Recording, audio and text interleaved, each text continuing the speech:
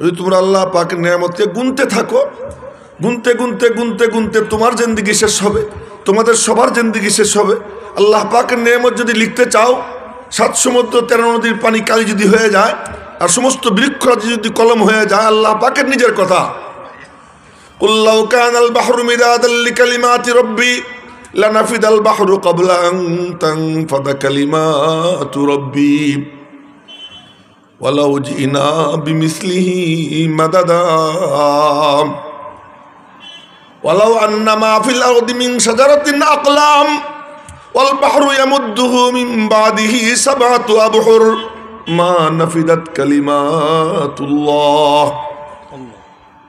আল্লাহ পাক বলেন যে পৃথিবীর সব বৃক্ষ যদি স্বয়ংক্রিয়ভাবে কলম হয়ে যায়, চোখের দিকে স্বয়ংক্রিয়ভাবে কলম হয়ে যায়, আর যত পানি আছে এর আরো 7 গুণ তার সাথে মিশে যদি কালি হয়, আর আমার নেয়ামত লিখতে শুরু করে, লিখতে লিখতে কালি শেষ হবে, কলম ভেঙে যাবে, কিন্তু আমার নেয়ামত লেখা শেষ হবে না। জোরে বলেন না সুবহানাল্লাহ।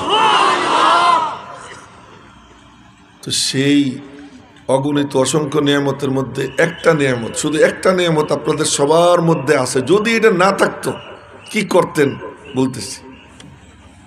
এক লোক এক বাড়িতে মেহমান হয়েছে, তো মেজবান তার খুব মেহমানদারি করছে। মেহমানদারি করে রাত্রে তাকে শোয়ার জন্য বিছানা করে দিছে। ফজরের আগে নামাজ পড়তে যাবে, মেহমানকে দেখতে গেছে, ডাকতে গেছে। গিয়ে দেখে মেহমান চেয়ারে বসে, সোফায় বসে ঘুমাইতেছে।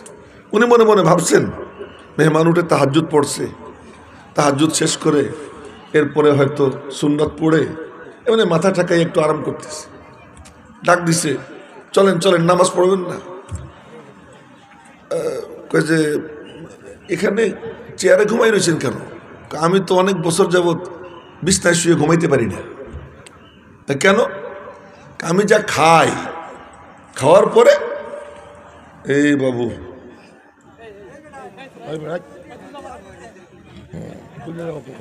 এটা কিন্তু খুব জরুরি, আমি কিন্তু এগুলো দেখতে পারি না। তো অনেক বছর যাবত আমি বিছানায় শুয়ে ঘুমাইতে পারি না। কেন? আমি যদি খাওয়ার পরে শুয়ে পড়ি তা আমার খাবার উপরের দিকে উঠে যাবে, আমার বসে ঘুমাইতে হয়। কেন? আল্লাহ পাক এমন একটা নিয়ামত দিয়েছেন আমাদের দেহের মধ্যে যে খাওয়ার পরে ওর উপরে একটা ঢাকনা লেগে যায়। ওই ঢাকনা যার নাই, যদি আল্লাহ তাআলা ঢাকনাটা সরাই দেয়, আর কোনদিন সে বিছনায় শুয়ে ঘুমাইতে পারবে না। আমরা তো সবাই বিছনায় শুয়ে ঘুমাইতে পারি। তো বলেন তো কত বড় নিয়ামত। একটা একটা করে নিয়ামত যদি গুনে আর শুকর আদায় করে, গুনে শেষ করতে পারবে না। আর শুধু মনের ভিতর থেকে বের হবে আলহামদুলিল্লাহ। বলেন না আলহামদুলিল্লাহ। আচ্ছা, আল্লাহ পাকের কাছে পৌঁছার রাস্তা কয়টা? জিন্দেগির মাকসাদ মালিকের সাথে সম্পর্ক গড়া। মাহফিল যেহেতু ইসলাহি নাম, এই জন্য আমি কথাবার্তা যা আল্লাহ পাক মাথায় ঢেলে দিচ্ছেন তাই বলতেছি। আল্লাহ পাকের সাথে সম্পর্ক জড়া হলো জিন্দেগির মাকসাদ। কারো যদি আল্লাহ পাকের সাথে সম্পর্ক হয়ে যায়, এখন সে রিক্সা চালায়, এখন সে ভ্যান চালায়, সে অটো চালায়, সে কারো বাড়ি চাকরগিরি করে, চাকর চাকরানি কিচ্ছু আসে যায় না। বাদশাহ আওরঙ্গজেব আলমগীর উনি আর ওনার ভাই দারা, ইতিহাস শুনাইতেছি শুনেন। যখনই শুনতো কোনো বুজুর্গ আসছে, বুজুর্গের কাছে দোয়া চাইতে যেত, আল্লাহ যেন আমার বাদশাহী মিলেই দেয়। 2 ভাইয়ের মধ্যে প্রতিযোগিতা ছিল। তো এক বুজুর্গ খবর পাইছে, তো দাঁড়া চলে গেছে, সালাম দিয়ে দোয়া টোয়া চাইছে। হুজুর দোয়া করবেন আল্লাহ যেন আমাকে সিংহাসন মিলেই দেয়, তখ্ত মিলেই দেয়। উনি বললেন এই আমার সিটে বয়। ওনার যে তশকটা বিছানো ছিল এখানে বয়। হুজুর আপনার তশকে বসবো। অনেক কি করছে, না আমি এই বেয়াদবি করতে পারি না, চলে আসছে।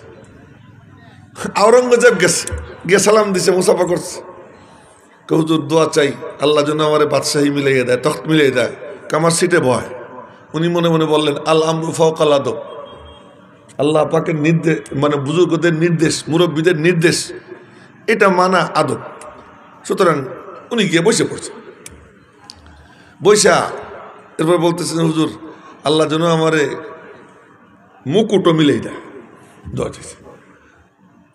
তখ্ত তো আমার কাছে ছিল, সিংহাসন, সিংহাসন তো দিয়ে দিছি। ওই যে একজন নিচে কি কাম করতেছে, তামাশা, মুরব্বী মানুষ, এই কাম করেন না, এদিকে চাইয়ে থাকে। দেখেন কয় যে সিংহাসন তো মিলে গেছে, বাকি মুকুট আমার কাছে না, তোমারে যে অজু করায় মুকুট তার কাছে। বাদশাহ আওরঙ্গজেবের এক চাকর ছিল, ওই চাকর বাদশাহ আওরঙ্গজেবকে অজু করাইতো, তো অজু করাইতো। উনি ওখান থেকে শুনছেন মুকুট ওর কাছে, তো উনি অজু করতে গিয়া পাগড়ি খুলে রাখছেন, খুলে অজু করতেছেন। এখন মাথা মাসে করে অজু শেষ করে খাদেমকে বলছেন পাগড়ি আমার মাথায় পরাই দে। তো বলতেছে আপনার মতো এত বড় ব্যক্তি, তার মাথায় আমার মতো গুনাহগার ছোট মানুষ হাত দিব? তুমি আমার মাথায় চড়াইয়া ধমক দিছে, আর ওই পাগড়ি মাথায় দিয়ে দিছে। এরপর থেকে আর বাদশাহ আওরঙ্গজেব তারে আর পায় না। তো তুমি মনে করছো বাদশাহ আওরঙ্গজেব বাদশার ছেলে, কিন্তু তার চাকর যে, ওই মুকুট আল্লাহ পাক তার হাতে দিয়ে রাখছিলেন। সে যারে দিবে সে পাবে না, সে যারে দিবে সে পাবে। এজন্য দ্বারা রাজত্ব পায় নাই, সিংহাসনও পাইছে কে? বাদশাহ আওরঙ্গজেব। আর মুকুটও পাইছে কে? দুইটা মিলে গেছে। আমরা মনে করি অমুক বড় হুজুর, বড় পীর, বড়। আরে না, না কালে কো দেখে না গোরে কো দেখে। এই শেরটা শাইখুল ইসলাম হুসাইন আহমদ মাদানী রহমতুল্লাহ আলাইহি। না কালে কো দেখে না গোরে কো দেখে, পিয়া জিসকো চাহে সোহাগান ওহি হ্যায়। আমার মৌলা কালাও দেখেন না, ধলাও দেখেন না, ধনীও দেখেন না, গরিবও দেখেন না, উঁচুও দেখেন না, নিচুও দেখেন না, পীরও দেখেন না, মুরিদও দেখেন না, আলেমও দেখেন না, মূর্খও দেখেন না। তিনি তো দেখেন কার দিল মালিকের দিকে ঝুঁকে থাকে। যার দিল আল্লাহ পাকের সঙ্গে লেগে থাকে, আল্লাহর কাছে সেই দামি। মোটা হয়ে দামি হয়, বড় পীর হয়ে দামি হয়, কারে আল্লাহ কখন কবুল করে বলাই যায় না। আপনাদেরকে এক আজীব কিস্তা শুনে, সেই কিস্তা হলো নবীজি বিদ্যমান এই সময় নামাজ চলতো কেমনে জানেন? নামাজ কারো যদি 2-1 রাকাত ছুটে যেত, তো ছুটে গেলে আইসে জিজ্ঞেস করতো ভাই কয় রাকাত হয়েছে। নামাজের মধ্যে তখন কথা বলা যায়, কয় রাকাত হয়েছে? তো বলতো 1 রাকাত বা 2 রাকাত বা 3 রাকাত, যাই বলতো। ওই আগত নতুন ব্যক্তি সে ওইটুকু একা একা পড়তো, পড়ে তারপরে নবীদের সঙ্গে জামাতে শরীক হতো। এই সিস্টেম ছিল। একদিন হযরত মুআয ইবনে জাবাল রাদিয়াল্লাহু তাআলা আনহু আসলেন। আবু বকর না, এই যে আবু বকরের নাম রাদিয়াল্লাহু তাআলা আনহু, ওনার কথা পরে বলবো ইনশাআল্লাহ। আবু বকর না, ওমর না, উসমান না, আলী না, তলহা না, জুবায়ের না, সাদ ইবনে আবি ওয়াক্কাস না, আব্দুর রহমান ইবনে আউফ না, সাঈদ ইবনে যায়েদ ইবনে আমর ইবনে নুফাইল না, আবু উবাইদা ইবনুল জাররাহ না রাদিয়াল্লাহু আনহুম আজমাইন। টপ 10 যাদের নাম নিলাম, সেরা 10। আর এই নাম নেওয়ার পরে আল্লাহর কসম খেয়ে বলতে পারি এই মজলিসের মধ্যে রহমতের উত্তাল তরঙ্গ শুরু হয়ে গেছে, শুধু নাম নেওয়ার বরকত। তার কারণ এক একজন কত বড় বড়, ওনাদের ব্যাপারে পরে একটু বলবানে, পরে, এখন থাক। তো বলতেছিলাম হযরত মুআয ইবনে জাবাল রাদিয়াল্লাহু তাআলা আনহু আসছেন, জামাত শুরু হয়ে গেছে। একজনকে জিজ্ঞেস করলেন কয় রাকাত হয়েছে, সে বলল এত রাকাত হয়েছে। উনি মনে মনে বললেন, খুব মনোযোগ দিয়ে শুনেন, কি বুঝাইতে চাইতেছি, মনোযোগ দিয়ে শুনেন।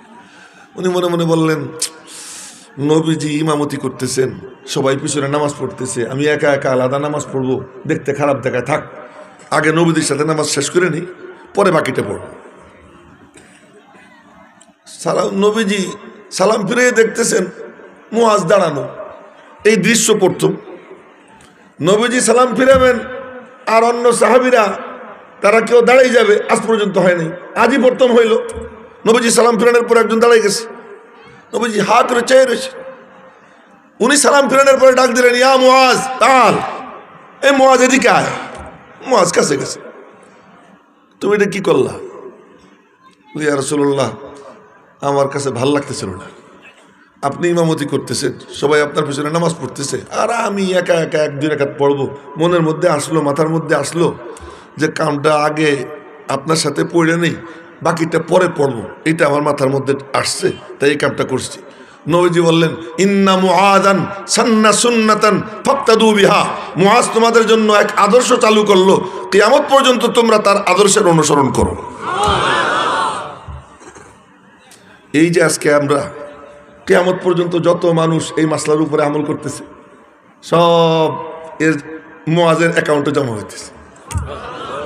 আবু বকর না, ওই যে একটা ঘুমায়, ঘুমায়ও না। হ্যাঁ হ্যাঁ, তোমারে কইছি, তুমি আবার কারে দেখো। আমি তাবুদ্ধ যখন পড়ি তো একজন ঘুমাইতেছিল ক্লাসে, তা আমার উস্তাদ আল্লামা কমরউদ্দিন সাহেব রহমতুল্লাহ আলাইহি বললেন, আরে সুফিজি তু সো রাহা হ্যায়। তো ও সুফিজি তুই ঘুমাইতেছিস? তো চোখ খুলে পিছনে দেখে, আরে তু কিয়া দেখতা হ্যায় ভাই, তুঝে খা রাহা, তুই এদিক ওদিক কি দেখিস, আমি তোরে বলতেছি। আজকে আমার সেই কথা মনে পড়ে গেল, যারে বলছি সে চোখ খুলে দেখে পিছনে কারে কয়, আমি অন্য কারে কইনি, তোমারই কইছি। আচ্ছা, যাই হোক, তো বলতেছিলাম যে এই আদর্শ চালু হইল কারে দিয়া? মুআজকে দিয়া। আবু বকরও না, ওমরও না। অথচ আবু বকর কে?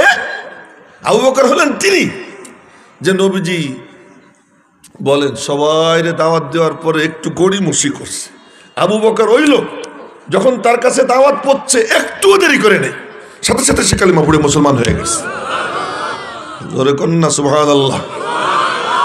আবু বকর ওই লোক যে নবীজির মধ্যে আর আবু বকরের মধ্যে কোনো ব্যস্কম নেই, শুধু এতটুকু ব্যস্কম, নবীজির কাছে ওহী আসতো, ওনার কাছে ওহী আসতো না, এছাড়া আর কোনো ব্যস্কম নেই। নবীজির যা গুণ আবু বকরের ওই গুণ। নবীজির কলবে ওহী নাজিল হইতো, আবু বকরের কলবে পুরোটা গিয়ে জমা হয়ে যেত। তো জোরে কন্যা সুবহানাল্লাহ। এজন্য কলবে নবীকে বলে মাহবাতে ওহী, নুজুলে ওহীর জায়গা। আর আবু বকরের কলবকে বলে মাজমায়ে ওহী, ওহী জমা হওয়ার জায়গা। যা নাজিল হইতো নবীজির কলবে পুরোটা জমা হইতো আবু বকরের কলবে। দুইজনের মধ্যে এমন নিসবত ছিল। এই আবু বকর, তার মাথার মধ্যে আসলো না এটা, কিন্তু কার মাথার মধ্যে আসলো? মুআয ইবনে জাবাল। আবু বকর এমন, নবীজি আবু বকরের সামনে দাঁড়াইলে নবীজির কাছে মনে হইতো আবু বকরের মধ্যে নিজেরই দেখা যাবে। আবু বকরকে বলা হয় আকসে নবী। নবীজি বলেন যে আমার উম্মতের মধ্যে আবু বকরের মতো কেউ নাই, বিগত উম্মতেও কেউ ছিল না, আগামীতেও কেউ আসবে না।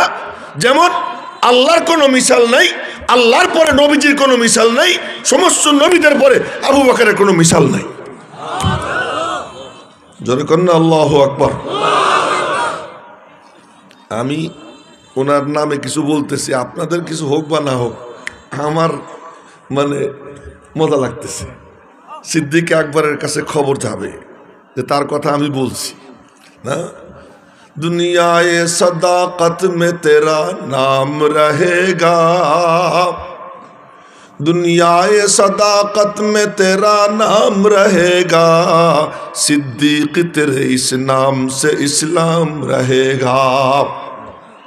আবু বকর সিদ্দিকের কথা আমি বলতেছি, আমার জন্য পুঁজি, ওনার পালকে কিচ্ছু লাগবে না, ওনার কিছু বৃদ্ধি হবে না, কিন্তু আমার জন্য সৌভাগ্য যে আমি ওনার কথা বলতে পারতেছি।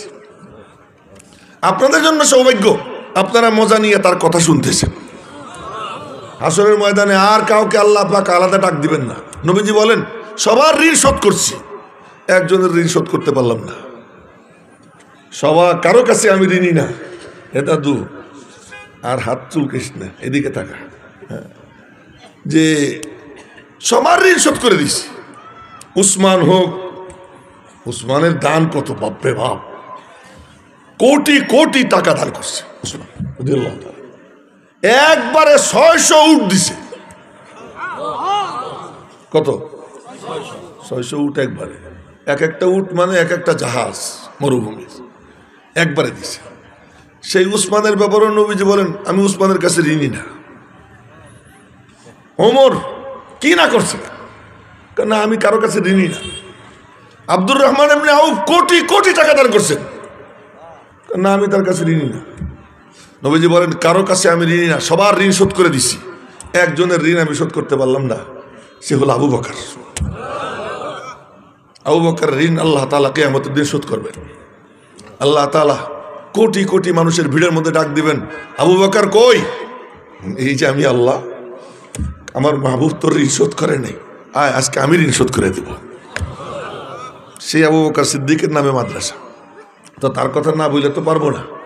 তো বলতেছিলাম, এমন আবু বকর, এমন ওমর, যে ওমর মুসলমান যখন হইছেন তো নবীজি খুশিতে বলে উঠছেন চিৎকার দিয়ে, আল্লাহু আকবার বলেন। আল্লাহ, আপনারাও বলেন সবাই একটু আল্লাহু আকবার। নবীজি আল্লাহু আকবার বলে উঠছেন, দারে আর কামে যারা ছিল তারাও বলে উঠছে আল্লাহু আকবার। কয়েক সেকেন্ডের মধ্যে জিবরাইল আসছে। জিবরাইল এসে বলে, দোস্ত খুব খুশি দেখা যায়। নবীজিরে বলছে, নবীজির সাথে জিবরাইলের সম্পর্ক ছিল তুই তুকারি।